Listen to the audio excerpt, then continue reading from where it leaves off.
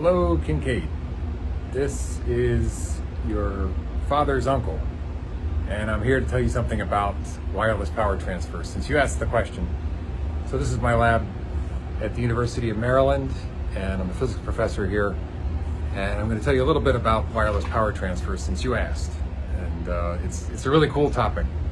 So we're looking for ways to transfer energy between two places without using wires, right? So most people, when they want to make something work, they plug this thing into the wall and somehow magically electrical energy comes out of the wall and it powers up your computers or your cell phone or your electric vehicle or whatever. So we're interested in finding a way to get rid of the wires and to use antennas, like this, where you can send energy through the air, just like Tesla was trying to do back in the day. So I'll tell you a little bit about our wireless power transfer techniques.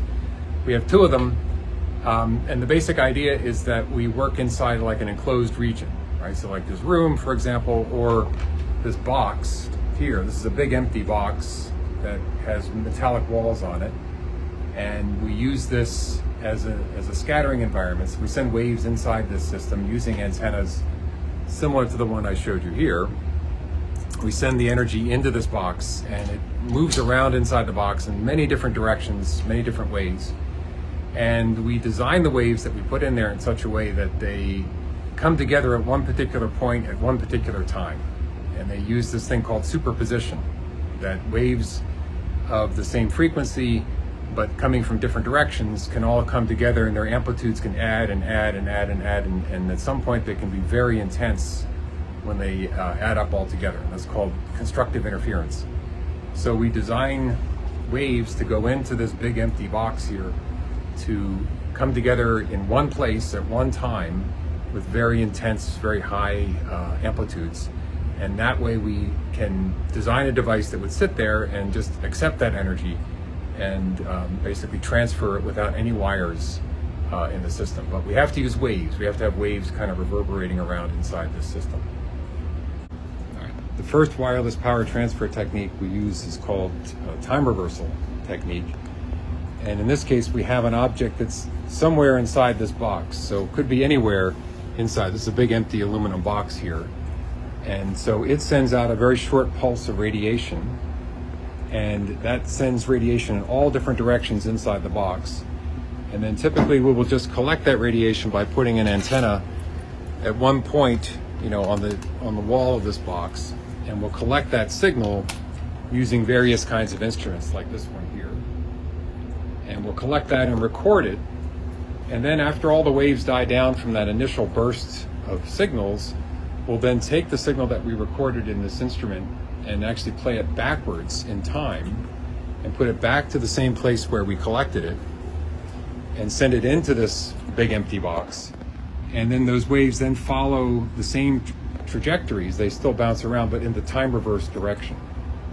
And at one point, because of the superposition principle that I mentioned, all of those waves will come back and superimpose on the object that we're trying to feed energy to. And that works very well.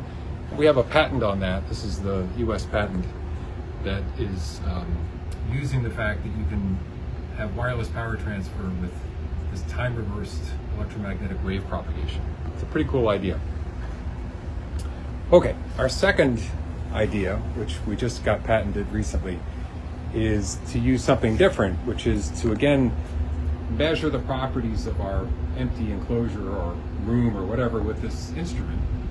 And then using the mathematical properties of the things that we measure here, we can figure out a way to send energy into this box such that 100% of it goes into the box and doesn't come out. So there's nothing reflected, there's nothing transmitted. All of it is absorbed inside the system. And that way we have a very efficient way of sending all the energy in. And that's our more recent patent that we just got, which is about using this thing called coherent perfect absorption for wireless power transfer. So that's another idea. But both of these in some sense can work together to make a more efficient way to make wireless power transfer. The other question you had was about what kind of rays come out of a Tesla coil. And yeah, Tesla coils are really cool, very interesting things. They're They use a thing called resonance, which is what we also use downstairs when we were doing that kind of time reversed stuff and the coherent perfect absorption.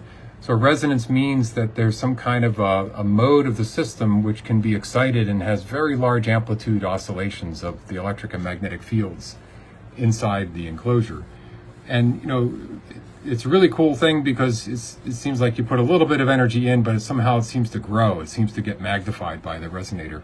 And that's what Tesla used with his Tesla coil. He was basically building a resonator using wires and capacitors and things like that. And then he was able to take very low voltage and very high current and convert them into very high voltage and low current and create these kinds of sparks that came out into the air around the coil. And it's basically it's kind of an extreme thing to do. It's cool. It's interesting. It's pretty dangerous too. You don't want to be near it. But basically the rays that you see are filaments of electricity. I mean, basically it's like lightning bolts that are coming out, but very small, but still very high voltage and very dangerous. So you really don't want to get near one of those things when they're operating. And what you see, of course, is light that comes from ionized air. I mean, the nitrogen and the oxygen have distinct colors that are produced when they get ionized, and then the electrons recombine with them. So it's a little bit like looking at an aurora in the sky, but it's like right nearby. It's really cool. So, and it also produces a lot of radio waves, a lot of interference. So it's a good way to kind of mess around and cause trouble with electromagnetic waves as well. So anyway, I think that's probably enough for now. I probably told you more than you need to know, but it's fun. This is what we do here in the lab. We just have fun with stuff, and it's great. We can answer all kinds of questions, address all kinds of things that we're curious about, and that's what we do for a living here. So it's fun. Okay, yeah, you had some other questions, Kincaid, and let me answer some of those. So one of the questions you had was how big of a space could be powered by wireless power transfer. That's a really good question, and we don't really know the answer kind of conclusively yet, but we think that something like the size of a room, like my office here, would be easily powered by this wireless power transfer technologies that we have. And the question is how big? Maybe a warehouse. Maybe a warehouse could be used to use a wireless power transfer system. It could be pretty big, something like that.